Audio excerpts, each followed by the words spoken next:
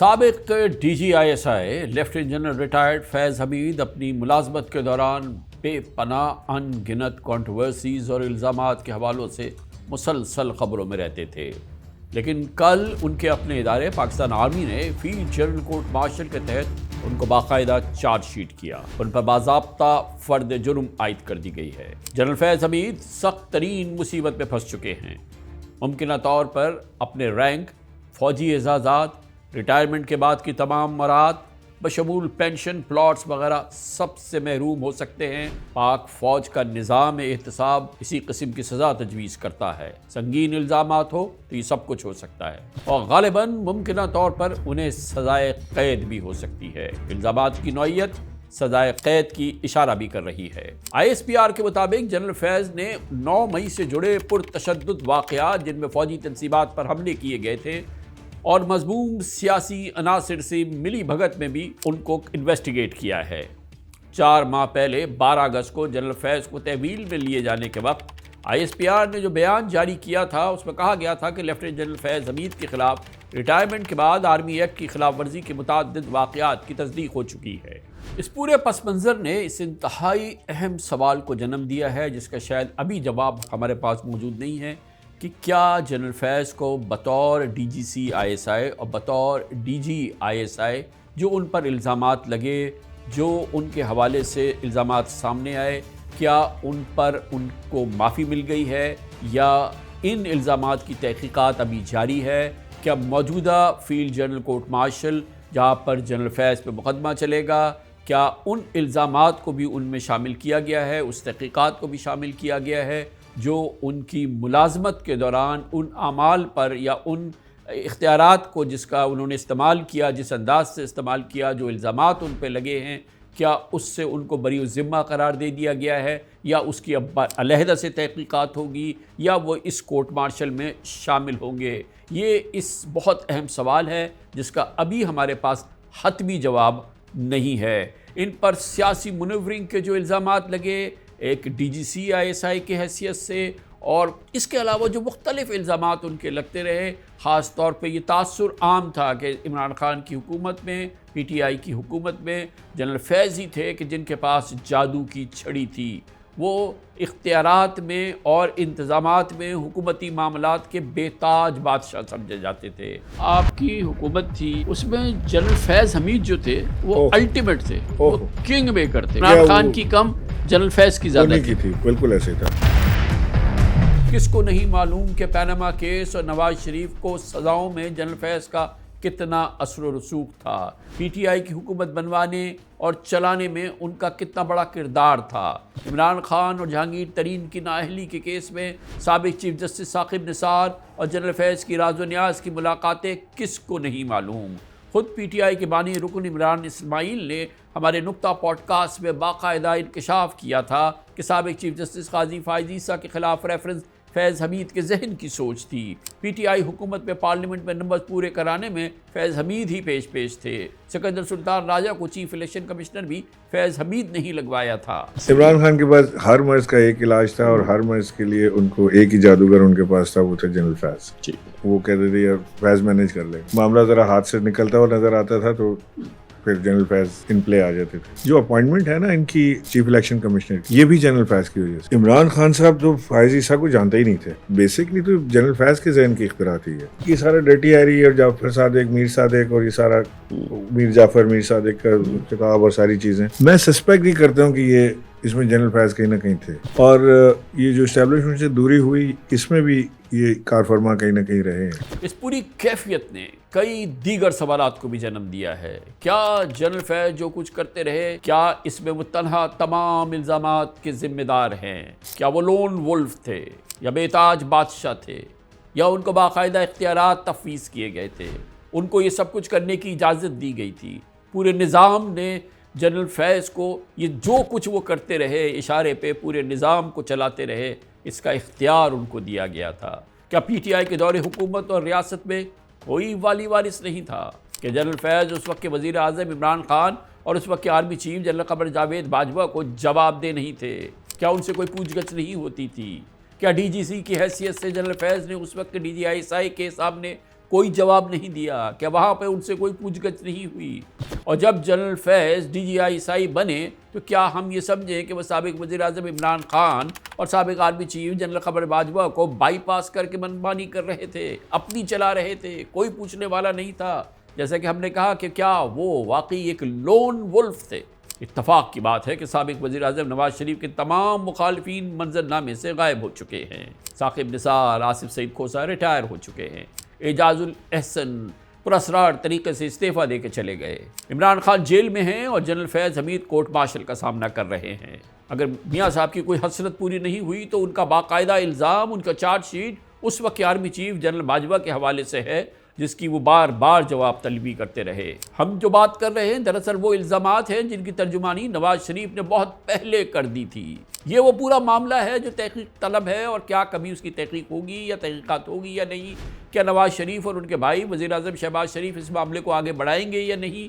یہ ابھی ہمیں دیکھنا ہے کہ نواز شریف اپنے عزم کو مزید آگے بڑھاتے ہیں یا نہیں، اور کیا جنرل فیض تک ہی یہ کہانی ختم ہو جائے گی یا آگے بڑھے گی؟ کیا شہباز حکومت ان الزامات کی جو نواز شریف پوری شدت سے لگاتے رہے ہیں اس کی کو باقاعدہ تحقیقات کا آغاز کرے گی یا نہیں؟ اس کا جواب تو وقت ہی دے گا، لیکن تاحال میاں صاحب نے اپنے الزامات واپس نہیں لیے ہیں۔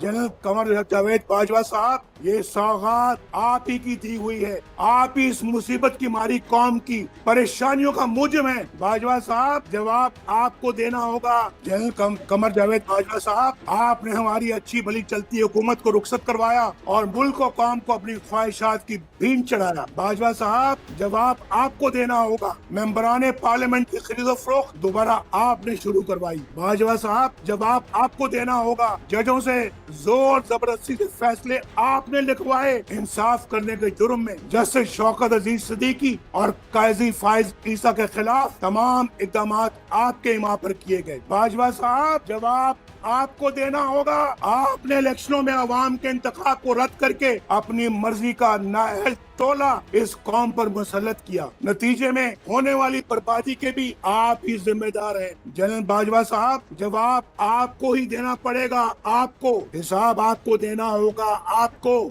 اسی سچویشن پہ یہ کہا جا سکتا ہے، اور بالکل دل سے کہنے کو دل چاہتا ہے، کہ بدلتا ہے رنگ آسماں کیسے کیسی کیفیت بدل جاتی ہے۔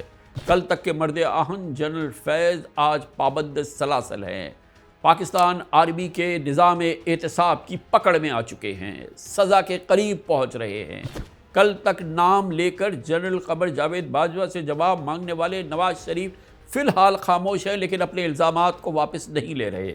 ہمیں یاد ہے کہ جنرل فیض کی DGI کے عہدے سے سبکدوشی اور کور کمانڈر پشاور بننے پہ جناب آصف علی زرداری نے ایک بہت ہی متنازع ریمارکس پاس کیے تھے اور بہت ہی متنازع گفتگو کی تھی۔ فیض حمید تو بیچارہ کھڈی لائن ہے۔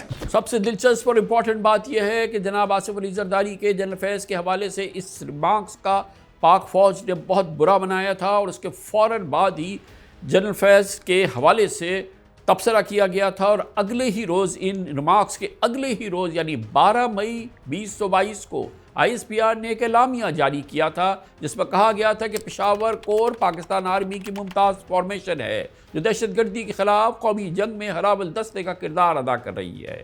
ISPR کا کہنا تھا کہ ہم اس کور کی قیادت ہمیشہ بہترین پروفیشنل ہاتھوں میں دیا جاتا ہے، اور اسی لیے جنرل فیض کے حوالے کی گئی، اور کور کمانڈر پشاور کے حوالے سے سیاسی بیانات ان کے وقار کے منافی ہیں۔ شاید یہ آخری موقع تھا جب ISPR نے جنرل فیض حمید کا باقاعدہ دفاع کیا تھا۔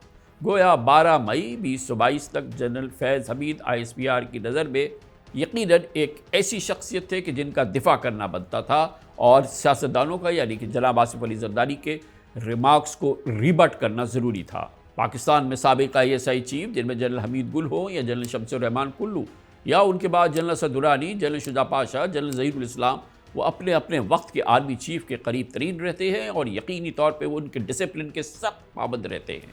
اگرچہ جنرل فیض حمید سابق آرمی چیف جنرل باجوہ سے کافی کلوز تھے، دونوں کا تعلق بلوچ ریجیمنٹ سے تھا۔ جنرل فیض بطور بریگیڈیئر راولپنڈی میں 10 کور کے، جب جنرل باجوہ وہاں پہ 10 کور کمانڈر تھے، چیف آف سٹاف کی حیثیت سے ان کے ساتھ کام کر چکے تھے۔ لیکن جنرل فیض وہ واحد DGI تھے جن کے بارے میں خیال کیا جاتا ہے کہ وہ جنرل باجوہ کے بجائے عمران خان کے زیادہ قریب تھے، اور بظاہر یہ پوری داستان آرمی چیف کے عہدے کے لیے جنرل فیض حمید کی جدوجہد اور عمران خان کے عزم کی کہانی لگتی ہے۔ سب سے بڑا کام یہی تھا کہ جنرل فیض کی ایک جدوجہد تھی، ایک عزم تھا، ایک کوشش تھی کہ وہ پاکستان کی فوج کے دوسرے سربراہ بنے، اور عمران خان کا یہ عزم تھا کہ شاید ان کے لیے یہ بہترین ہے کہ وہ جنرل فیض کو ہی آرمی چیف بنائیں۔ جنرل فیض سے تو خان صاحب کی بہت ہی زیادہ انڈرسٹینڈنگ تھی، اور ہم سارے یہ سمجھتے تھے کہ نیکسٹ آرمی چیف وہ جنرل فیض کو بنانا چاہتے ہیں۔ جب اپوائنٹمنٹ تھی آرمی چیف کی، اس وقت بھی لاسٹ ڈچ ایفرٹ جنرل فیض نے کی کہ کسی طرح یہ اپوائنٹمنٹ نہ ہو۔ فیض واز پلینگ بوتھ سائڈس، جہاں سے بھی ہو بس میں کسی طرح وہاں پہنچ جاؤں جہاں میں پہنچنا چاہتا ہوں، اور وہاں پہنچنے کے لیے انہوں نے نہ صرف اپنی نوکری کی مدت میں بلکہ میرا خیال ہے اس کے بعد بھی انہوں نے اپنی کوششیں جاری رکھی۔ شاید یہی وجہ ہے کہ ISI کے تمام سابق سربراہان اپنے اقدامات پر کسی پکڑ کا شکار نہیں ہوئے، لیکن جنرل فیض پھنس گئے۔ بہرحال یہ حقیقت ہے کہ PTI دور میں فیض حمید بے تاج بادشاہ تھے۔ میڈیا میں یہ دلچسپی خبریں آئیں کہ پرائم منسٹر ہاؤس میں عمران خان کی اندرونی باتیں وہی لگے ہوئے سیکرٹ سسٹم سے ہیک ہو جاتی تھی۔ جنرل فیض یہ باتیں مبینہ طور پہ بشرا بی بی کو بتا دیتے تھے، اور بشرا بی بی جب عمران خان سے ان باتوں کو دہراتی تو عمران خان کو بشرا بی بی کی کرامات سمجھ میں آتی۔ بعض معاملات پہ جنرل فیض کی ہوشیاری یا خود اعتمادی نے ان کے کیریئر پہ بہت منفی اثر ڈالا۔ جنرل فیض 2017 سے 2019 تک DGC رہے، جون 2019 سے اکتوبر 2021 تک DGI پھر 8 مہینے کور کمانڈر پشاور رہے، اور ریٹائرمنٹ لینے سے کچھ عرصے پہلے کور کمانڈر بھاولپور تعینات ہوئے تھے۔ اس عرصے میں جنرل فیض خود کو آئندہ کا آرمی چیف بنوانے کی بساط بچھا چکے تھے۔ یہ متعدد انسائڈرز اور متعدد سیاستدان اور جن لوگوں کے پاس یہ معلومات ہے وہ اس کو کنفرم کر چکے ہیں، مگر نصیب میں کچھ اور لکھا تھا۔ لیکن کیا واقعی جنرل فیض اس وقت کے وزیر اعظم عمران خان اور سابق army chief general Qamar Javed Bajwa سے بالا تر تھے؟ شاید ایسا نہیں تھا، بالکل ایسا نہیں تھا۔ یہی وجہ ہے کہ وزیر دفاع خواجہ محمد آصف کا کہنا ہے کہ اصل ذمہ دار جنرل باجوہ ہیں، گویا چارج شیٹ میں کئی ملزم ہونے چاہیے۔ اس وقت جو پلان تھا عمران خان کو لانے کا، جس وقت سارا ہمارے خلاف جو انفولڈ ہونا شروع ہوا ہے 2017 اور 18 میں، جنرل باجوہ 2016 نومبر میں چیف بنے ہیں۔ جنرل باجوہ نے تو نواز شریف کو اندر کیا تھا۔ یقیناً سزا اور جزا کی کسوٹی پر سب کو پرکھا جانا چاہیے۔ ہر کچھ دن بعد منظر عام پر آنے والے انکشافات بحیثیت مجموعی پوری قوم اور ریاست پاکستان کے ضمیر پر ایک بوجھ ہیں۔ جنرل باجوہ خود سیاست میں اسٹیبلشمنٹ کی مداخلت کا اعتراف کر چکے ہیں اور اپنے دور کی وہ بات کر رہے تھے، اس لیے جنرل باجوہ کے حوالے سے یا خاص طور پہ جو جنرل فیض کے حوالے سے الزامات سامنے آئے ہیں، یقیناً ان میں کچھ وزن تھا۔ ہماری فوج جو دن رات قوم کی خدمت میں مصروف رہتی ہے، گائے بگائے تنقید کا نشانہ بنتی ہے۔ میرے نزدیک اس کی بڑی وجہ 70 سال سے فوج کی مختلف صورتوں میں سیاست میں مداخلت ہے، جو کہ غیر آئینی ہے۔ اس لیے پچھلے سال فروری میں فوج نے بڑی سوچ و بچار کے بعد فیصلہ کیا کہ آئندہ فوج کسی سیاسی معاملے میں مداخلت نہیں کرے گی۔ میں آپ کو یقین دلاتا ہوں کہ ہم اس پر سختی سے کاربند ہیں اور آئندہ بھی رہیں گے۔ اس پورے پس منظر میں اب ریاست پاکستان کو ایسے اقدامات کرنے ہوں گے جن کی روشنی میں عدلیہ کی غیر جانبداری، فوج کی سیاست سے دوری اور پارلیمنٹ کی حقیقی خود مختاری کو یقینی بنایا جا سکے۔